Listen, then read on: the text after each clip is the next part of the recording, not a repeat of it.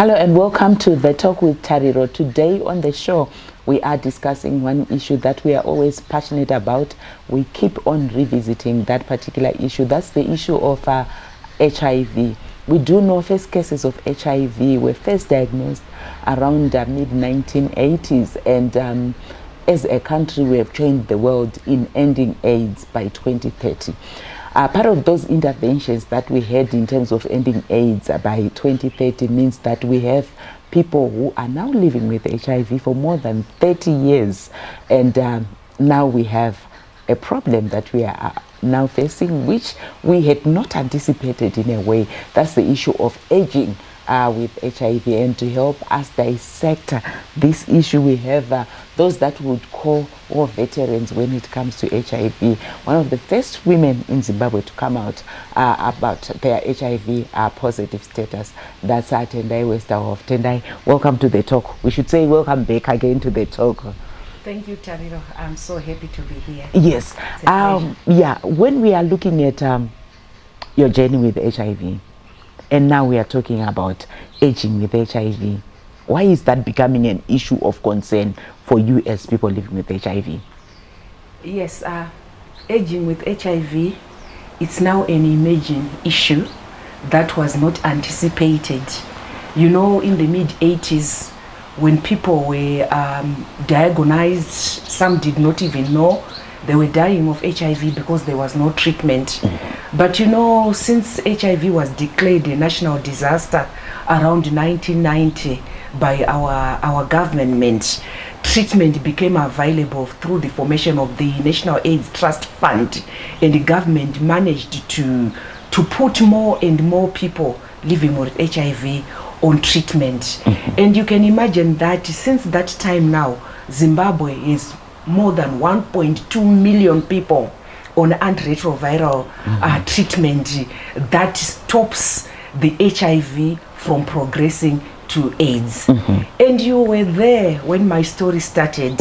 I got infected with HIV when I was a young woman. I was in my mid-30s. Now I'm in that range of those who are aging with the pandemic and aging with HIV. Whilst I've survived a healthy life because of the advent of antiretroviral treatment, and this is not just unique to me.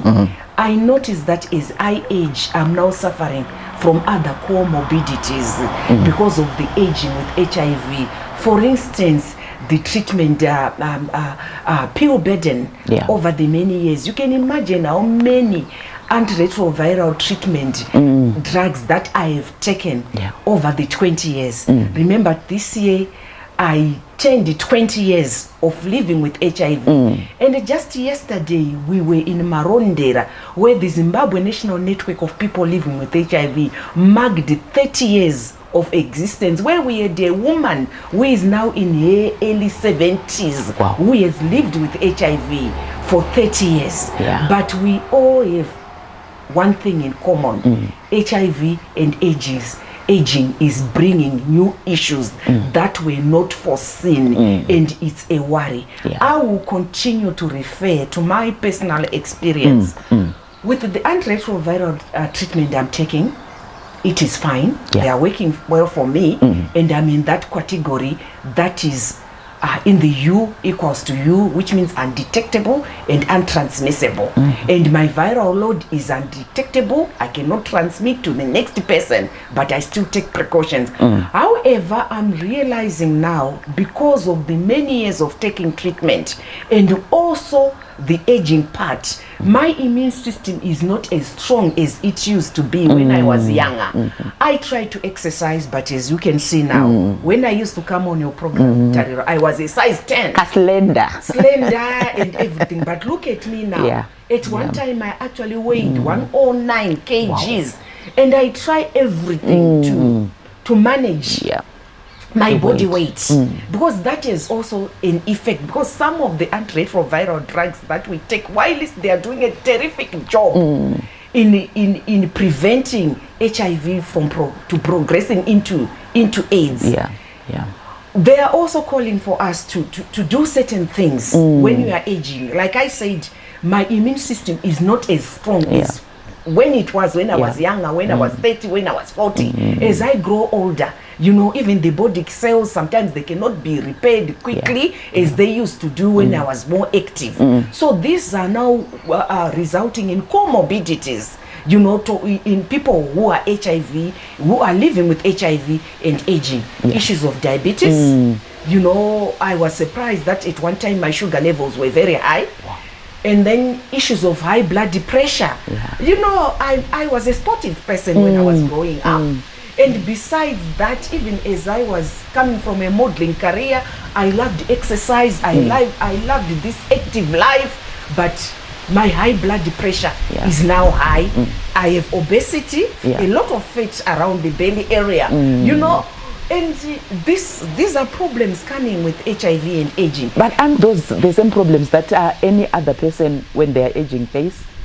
Of course, they may be, but because our immune system is already compromised, for us, you know, they tend to take a toll on us. So the issue of diabetes, the issue of decaying teeth. For instance, now I have dental issues with all my teeth, you know. And I'm not saying that it's being caused by an HIV status, but we need those things to be looked into. And then the issue of cancers. And when we talk about cancers, it's not just about breast cancer. It's prostate cancer in men and other cancers, and cervical cancer for women who are living with aging. You know, and some of us, we catch this cervical cancer when we were younger, and you know, they cause these multiple sexual partners and not using protection, and some of it might be hereditary in the family. etc. So those are some of the problems that we are facing as people living with HIV and aging. Sometimes the legs just itch from nowhere. They become hot at night. When you are trying to sleep, you cannot sleep. And also the issue of menopause. I'm above 55 now, and this year I celebrated my 56th birthday. So you can imagine menopause, the HIV, the treatment, the high blood pressure, the diabetes, and sometimes general body weakness, because sometimes my body is now failing to cope with the pill burden of the HIV that I'm taking, treatment that I'm taking. Of course, I take only 2 tablets once a day, which is a combination of 3 drugs, but the way my immune system used to be 20 years ago, it's no longer the same. Okay, and there is a gap. Indeed, she is saying the way her immune system has been 20 years ago, there is a gap. There is the issue of the pill burden. We will continue hearing from the veteran herself after the break. We are addressing the issue of aging with HIV.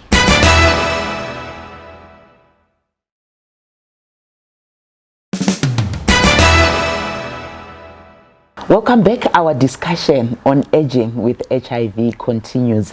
Tendai, you're saying immune system is different. The pill burden is just too much. And somebody who's watching you now is saying, then what do we need to do? Yes, when I say the pill burden, remember when HIV started, the first treatment of HIV, there were so many pills, cocktails that people used to take. But now some are taking only 1. I take 2, a combination of 2 tablets, that is a combination of 3 drugs. So I would not say the pill burden. I'm saying the adherence over the many years of taking the same pills. But I want people to get me right there, because even people with diabetes with high blood pressure, they are also taking some kind of treatment over the many years.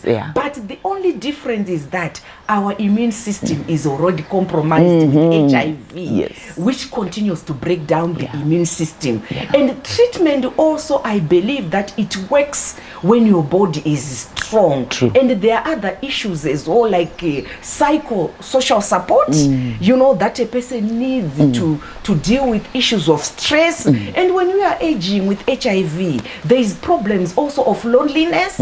You are aging, you are single, sometimes you are a single parent, you are a single mother, you are raising children, you also have to take care of yourself and to think of your future. You know, I cannot continue. There shall come a time whereby I have to stop doing this work. And I start to worry to say, what will be my future like? You know, because even on the pension, I'm not there, I'm not covered. We have been doing this voluntary work for many years. So So when I retire, say from 10 years from now, I have to move out and young people tend to have to take over. Yes. But because I'm now aging, I'll be faced with lots of problems whereby access to treatment of these comorbidities, morbidities that I'm talking about is not really readily available. And there's another problem again of eyesight. I now wear spectacles, which I didn't do 25 years ago. So all these things are coming, and they're affecting people with the aging with HIV. And you asked, what is it that we need to do? I feel that we need now to refocus, reprogram, and people who are living with HIV and AIDS, we should treat them as key populations. We need a research to find out with what is happening with those people who are on treatment and living with HIV. But that research has to be in totality to look at their wellness. I mentioned cervical cancer. Sometimes we just feel body weakness, and that may be, it's being caused because the treatment now is now too strong for my body, because my immune system, whilst my viral load is undetectable, but sometimes the treatment is now becoming too strong for me. That's why sometimes I feel weakness. So we need a research, a countrywide research where it is being administered to find out what's happening to people who are living with HIV and aging the 50s and above.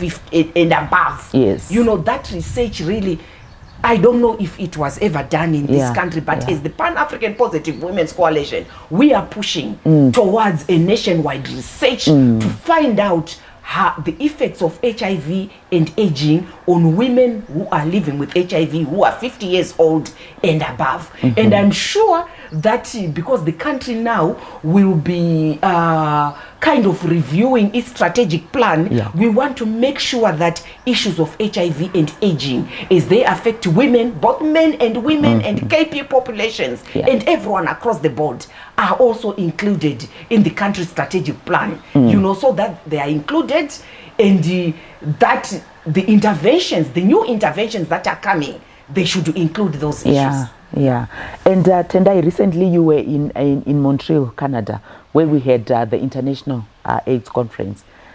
Some of these issues, did they come out there? Because we know all key stakeholders were there, and you are indeed talking about the need for research for us to know what exactly is happening at those global platforms. Were some of these issues addressed as well? Yes.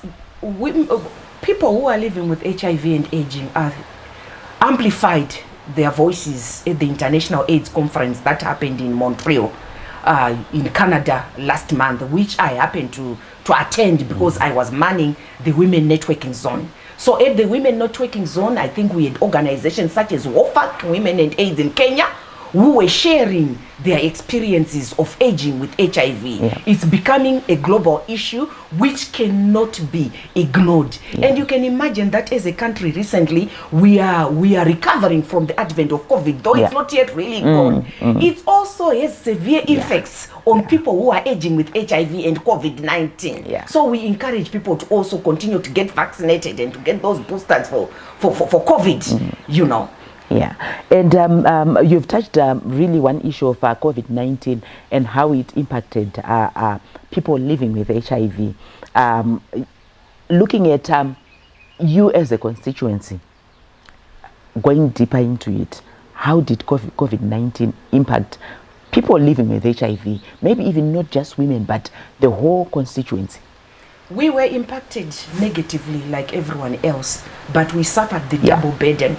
You remember that there were roadblocks and curfews, and I personally had a personal experience, and my daughter was there with me in the car as I was driving to go to take my treatment. The police had to stop me, and they shouted at me. They came around my car and told me, go back. Even the way they were talking, it was so rough. And I said, look, it's my appointment. Today I'm going to the clinic for a checkup and to collect my refill for antiretroviral drugs. And they said, we want to see, how do we know? So I had to remove my bottles, my treatment, and to show them. And also my card, which I use at the clinic. I had to reveal it at the clinic. Whilst I have openly lived with HIV, I openly disclosed my HIV status. But I just felt that it was unfair. I ended up telling the policeman that I'm living with HIV, I'm going to take my treatment, and my treatment is almost finished. If the rules are, I have to take my treatment without failure and for life at the prescribed time. And today it's my appointment date. And then one policeman had to make a phone call to a supervisor somewhere, and then I was given passage to go to the clinic to get my treatment. And when I reached the clinic, I had to ask the clinic to give me a letter to say, in future, I want a letter when I go to access my treatment. So that issue only was not unique to Tendai. Yes, the research done by ZNNP Plus, they were also monitoring it, including the National AIDS Council. It revealed that a lot of people who were living with HIV were also affected by that. It was a national problem. Yes, the curfews were good, but sometimes they came when people were unprepared on how to handle certain issues, especially people who were living with HIV, who needed to go and collect their treatment, including others as well who were living with diabetes and other. And you know, with HIV, it's a bit different from the other diseases because there's stigma around it. So you were forced to disclose your status to people who were not important, who were not your relatives, who had nothing to do with the business of your health at a roadblock. You know, and those were the experiences. And on top of that, most women, especially living with HIV, Zimbabwe is over 1.4 million people living with HIV, of which 60% of those are women. And those women are in formal trade. They could not sell their wares. They were forced to stay at home. And this also perpetuated gender-based violence. There was hunger, including even psychosocial support of being locked up in the home all the day, staying in the home all the day. It was a problem. And this again resulted in some of the comorbidities I'm talking about. Yes. Okay. We will continue with our discussion after the break. With our Tendai, we are discussing aging with HIV.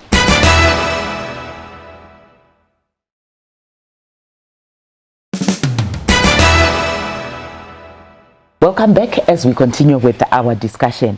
Tendai, you spoke about the issue of you being undetectable and your virus being untransmissible. And there's a lot of confusion amongst people regarding this. Could you enlighten us more on that? Yes, undetectable and untransmissible simply means that a person living with HIV who has been on treatment mostly for 6 months and above, and for many years, if you were taking your treatment diligently as prescribed and taking the right treatment, your viral load is now suppressed. It means it's undetectable. You cannot pass on the viral load to the next person. And this is an advantage, especially to women living with HIV. With the advancement in the elimination of mother-to-child transmission, they can safely give birth to children, to babies who are HIV negative. However, it means that even if when I have sex with my partner, I'm most likely not able to transmit the virus. But I'll still say to people, I want to emphasize that we still need dual protection. Even if your viral load is undetectable, we need to use the prevention strategies that are there, like condoms, etc., so that we ensure that we protect ourselves from reinfection and protect the next person. So that's what undetectable means, and that's what untransmissible means.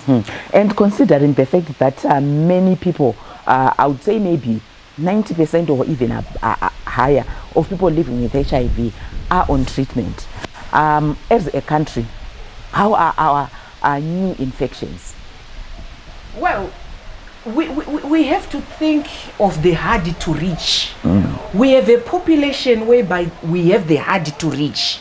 And among those hard to reach, the infections could be growing up higher. They could be going up higher. And you know, the statistics and research has shown that young women between the ages of maybe 15 to 24 years are more prone to HIV infection than boys of the same age because of the age mixing in sexual relationships, etc., gender-based violence, rape, and other. So we need to target that, including key population, men who have sex with men. We also have other men who have sex with both men and women. So there is an intervention that is needed there. You know, we need to find out where the hard to reach people are and service that population so that we hold new HIV infection and encourage people, even those who do not know their status in particular, to get tested and counseling for HIV so that they know their status.